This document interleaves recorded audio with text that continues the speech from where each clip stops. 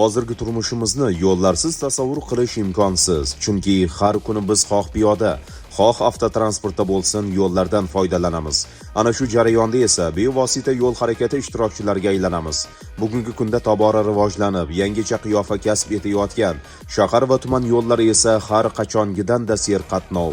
Bunday vaziyatda har bir shaxs yo'l harakati qoidalariga qat'iy amal qilishi shart.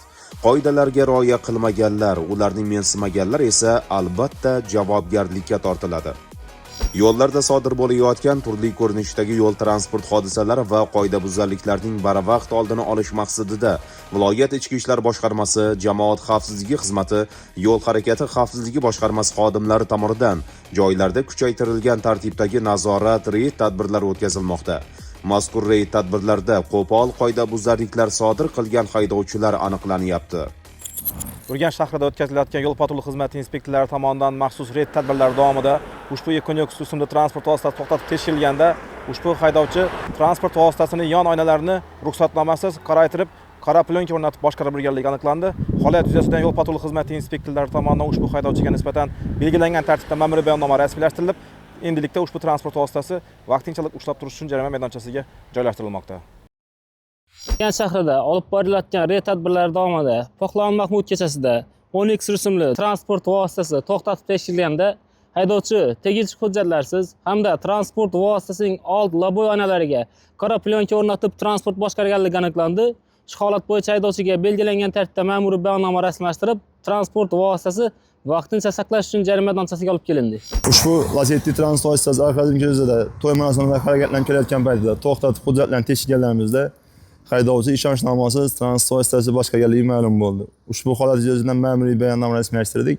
Transport vositasi belgilangan tartibda jarimadan orttirildi. Tungi reyd tadbirlari davomida Lacetti avtomobili to'xtatib tekshirganda transport vositasini qayta jihozlab transport boshqarganligi aniqlandi. Shu holat bo'yicha haydovchiga belgilangan tartibda ma'muriy bayonnoma rasmiylashtirib, transport vositasi vaqtincha saqlash uchun jarima maydonchasiga olib boriladi. Urganch shahrida xizmatimiz davomida Poxlon Mahmud ko'chasida ushbu transport vositasi to'xtatilib, me'yoriy hujjatlari tekshirilganda haydovchining yonida me'yoriy hujjatlari to'liq emasligi aniqlandi. Shu holat yuzasidan ma'muriy bayonnoma rasmiylashtirib, transport vositasini vaqtincha saqlash uchun jarima maydoniga qo'yib turamiz. 10X rusumli transport vositasi yo'l patrul xizmati inspektorlarining bir necha bor to'xtash ishlari bo'ysunmasdan harakatlanib ketganligi sababli ko'rilgan choralar natijasida haydovchini to'xtatib, belgilangan tartibda transport vositasini jarima maydonchasiga olib keldik.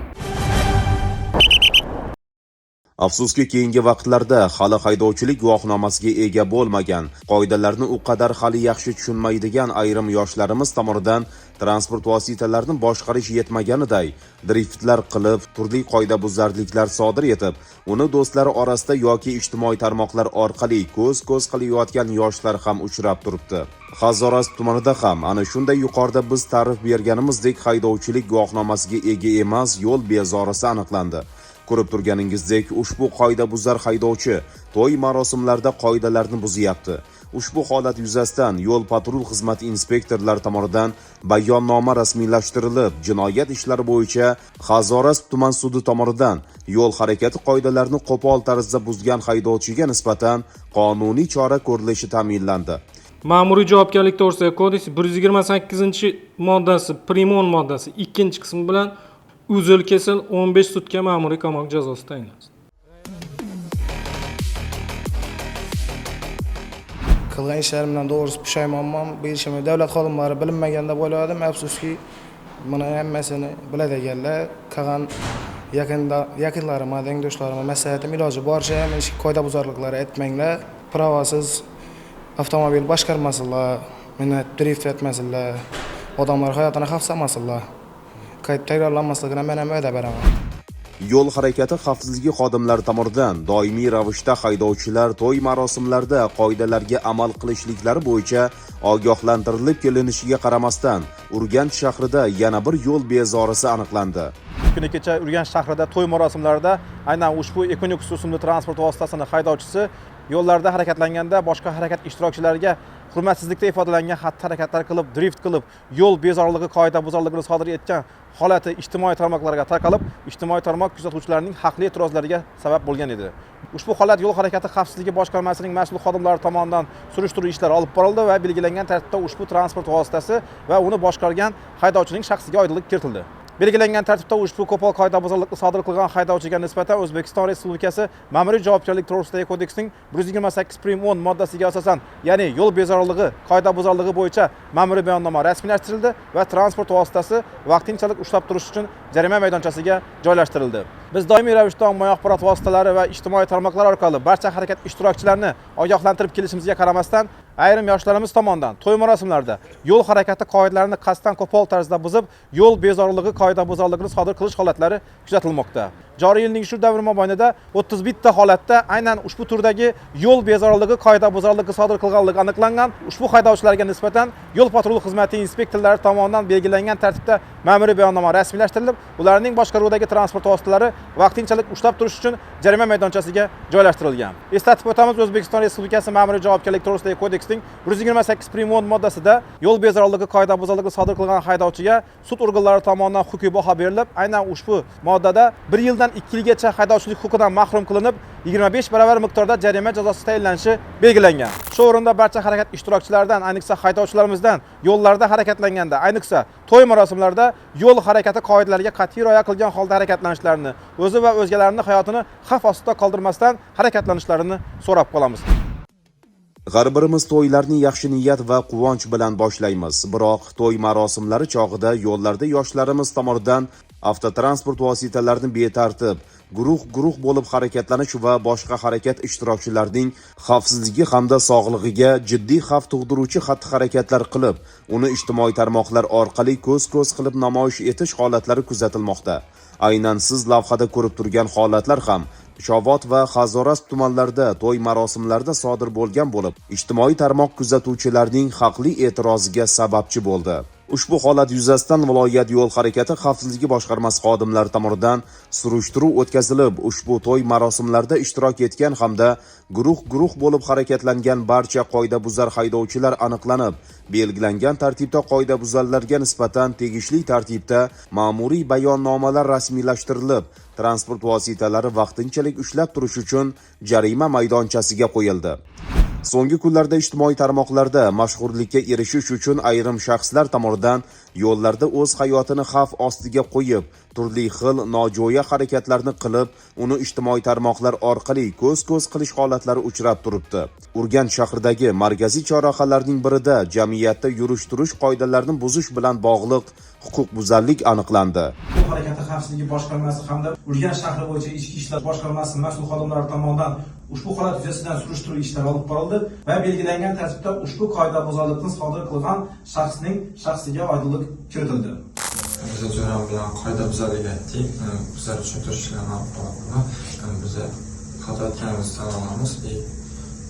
Intereslarda xatolansangiz atarmaslik kerak. Biz aytganimizda ishonamiz. Yaxshi qaytganman shu videolarni Instagramga qo'yib berib, keyinchimdan pushaymonman. Boshqa ishlar takrorlanmaydi. Unda hozir belgilangan tartibda sizlarning shu qilgan xatti-harakatlaringiz bo'yicha hududiy profilaktika inspektori tomonidan hujjatlar rasmiylashtirildi, ya'ni Ma'muriy javobgarlik to'g'risidagi kodeksning 183-moddasiga asosan ma'muriy bayonnoma rasmiylashtirilib, to'plangan hujjatlar endilikda belgilangan tartibda sud organlariga yuboriladi va sizlarning qilgan xatti-harakatlaringizga sud organlari tomonidan huquqiy baho beriladi. Ushbu holat yuzasidan huquqbuzarga nisbatan jinoyat ishlari bo'yicha Urganch shahar sudi tomonidan qonuniy chora ko'rildi. Sud qaror qiladi. O'zbekiston Respublikasi Ma'muriy javobgarlik to'g'risidagi kodeksning 183-moddasida nazarda tutilgan huquqbuzarlikni sodir etgan deb topilsin. O'zbekiston Respublikasi Ma'muriy javobgarlik to'g'risidagi kodeksning 183-moddasi bilan üst sudga ma'muriy qamoq jazosi tayinlansin. Ko'rib turganingizdek, ushbu huquqbuzar ham qilgan noto'g'ri harakatlari uchun qonun oldida javob berdi. Shu o'rinda eslatib o'tamiz. Hurmatli yurtdoshlar, ijtimoiy tarmoqlarda siz tomonidan sodir qilingan qoidabuzarliklar aks etgan video lavhalar Yo'l harakati xavfsizligi boshqarmasining axborot guruhi mas'ul xodimlari tomonidan kuzatib boriladi va belgilangan tartibda qonuniy choralar ko'rilishi ta'minlanadi. Barchamiz alkogol ichimlik ichib sodir etilgan ayanchli hodisalarni ko'p ko'rganmiz. Buning oqibatida qanchadan qancha murg'ak farzandlar, ota-ona yoki aka-singillarimiz qurbon bo'lishgan. Afsuski, bundan to'g'ri xulosa chiqarmaydigan haydovchilar hanuzgacha uchrab turibdi. O'tkazilgan nazorat reyd tadbirlar davomida o'zi va o'zgalarning hayotini xavf ostiga qoldirib, mast holda transport boshqargan haydovchilar aniqlandi.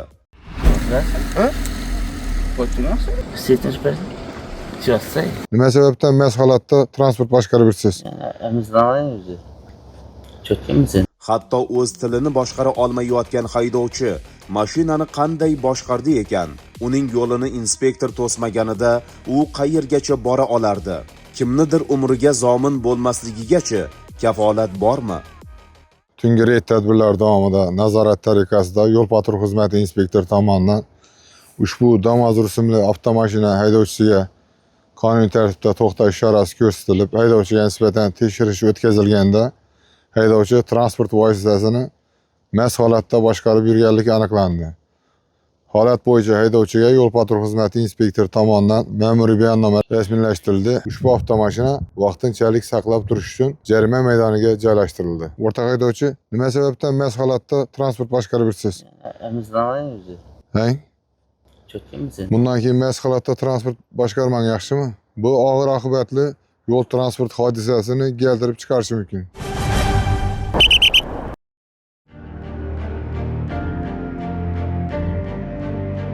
Har kuni haydovchi yoki yo'lovchi sifatida avtomashinada yo'lga otlanar ekanmiz, safarimiz bexatar bo'lsin deya niyat qilamiz. Urganch tumanida sodir bo'lgan yo'l transport hodisasida skuter haydovchisi ham yo'lga otlanar ekan, manziliga eson-omon yetib olishini niyat qilgan bo'lishi aniq. Lekin birgina e'tiborsizligi sabab uning safari xatarga to'ldi. Urganch tuman hududidan o'tgan D218 avtomobil yo'lining 8-kilometrida haydovchi Qoraqalpog'iston Respublikasi Ellikqal'a tumanida yashovchi 2005-yilda tug'ilgan boshqaruvdagi Cobalt rusumli avtomashinasini boshqarib borayotib, haydovchiga nisbatan o'ng tomondan chap tomonga yo'lni kesib o'tayotgan skuter haydovchisini urib yuborib, yo'l transport hodisasi sodir qilgan. Natijada skuter haydovchisi olgan tan jarohati tufayli voqea joyida vafot etgan. Mazkur holat yuzasidan Urganch tumani ichki ishlar bo'limi tergov bo'linmasi tomonidan dastlabki tergov oldi surishtiruv harakatlari olib borilmoqda. Qadrli yurtdoshlar, mana ko'rib turganingizdek, tezlik me'yorlariga amal qilmaslik, e'tiborsizlik va yo'l harakati qoidalariga amal qilmaslikning oqibatida mana shunday ko'ngilsiz hodisa sodir bo'ldi. Hurmatli haydovchilar, transport boshqarayotganda tezlik me'yorlariga amal qilishlaringizni va yo'l harakati qoidalariga rioya qilgan holda transport boshqarishlaringizni so'rab qolaman. Shu kabi yo'l transport hodisalari va uning qurboniga aylangan insonlarning hayotini kuzata turib, har kuni avtoulovda yo'lga chiqayotganda nafaqat safarni bexatar bo'lishga niyat qilish, balki mas'uliyatni ham esdan chiqarmaslik zarurligiga amin bo'lasan kishi. Zero yo'l qoidasi umr foydasi ekanligi bor haqiqat.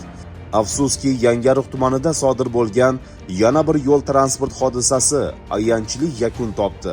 Yangiariq tumani Angarik mahalla fuqarolik hududidan o'tgan 90 va 062 avtomobil yo'lining 1-kilometrida haydovchi 1991-yilda tug'ilgan, boshqaruvda bo'lgan Nexia rusumli avtomashinani chap tomonga qayrilmoqchi bo'lib turganida orqa tomondan harakatlanib kelayotgan 1992-yilda tug'ilgan haydovchi boshqaruvdagi Cobalt rusumli avtomashinasini boshqarib quvib o'tmoqchi bo'lib harakatlanib Nexia avtomashinasiga urilib boshqaruvni yo'qotishi natijasida yo'l chetida trotuarda turgan 2023-yilda tug'ilgan voyaga yetmagan piyodani urib yuborib yo'l transport hodisasi sodir qilgan.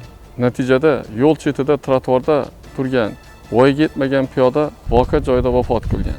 Mazkur holat yuzasidan Yangiariq tumani ichki ishlar bo'limi tergov guruhi tomonidan dastlabki tergov oldi surishtiruv harakatlari olib borilmoqda. Hurmatli yo'ldoshlar, haydovchilar, mana ko'rib turganingizdek, Yangiariq tumanida ayanchli yo'l transport hodisasi sodir bo'ldi. Viloyatimiz hududida sodir bo'layotgan yo'l transport hodisalarining asosiy sabablari haydovchilar tomonidan tezlikni me'yoridan oshirishlari, oraliq masofani saqlamaslik va qarama-qarshi yo'nalishga chiqib harakatlanishlar oqibatida sodir bo'lmoqda. Hurmatli yurtdoshlar, sizlardan yo'llarda harakatlanganda yo'l harakati qoidalariga rioya qilishlaringizni, o'zingiz va o'zgalarni hayotini xavf ostiga qo'ymasliklaringizni so'rab qolaman. Viloyatimizda yil boshidan buyon qayd etilgan yo'l transport hodisalari tahlil qilinganda, ularning ko'pchiligi tezlik hamda qarama-qarshi yo'nalishga chiqib avtomashina boshqarishlari oqibatida kelib chiqqanligi ma'lum bo'ldi. Hurmatli haydovchilarimizdan o'zlari va atrofdagilar hayotini xavf ostiga qo'ymaslikni, yo'l harakati qoidalariga qat'iy amal qilishlarini so'raymiz. Hurmatli haydovchilar, unutmang, bugun tezlikni oshirib manzilingizga yetib olgan bo'lsangiz, ertaga yetolmay qolishingiz mumkin. Yo'llarda belgilangan me'yoriy tezlikka rioya qiling va har doim manzilingizga eson-omon yetib oling. Yo'lingiz bexatar bo'lsin.